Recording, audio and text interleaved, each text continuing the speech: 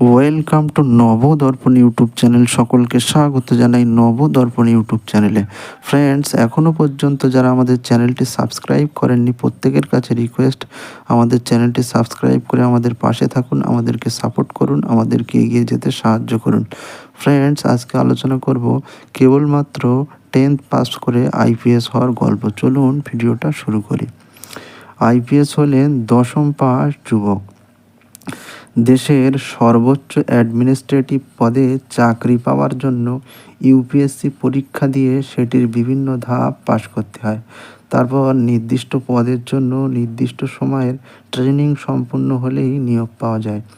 UPSC পরীক্ষা দিয়ে IAS, IPS, IFS, IRS ইত্যাদি পদে চাকরি পাওয়া যায়। সেজন্য এটি দেশের অন্যতম কঠিন পরীক্ষা হিসাবে বিবেচিত হয়। তাই অনেকের ইউপিএসসি পাস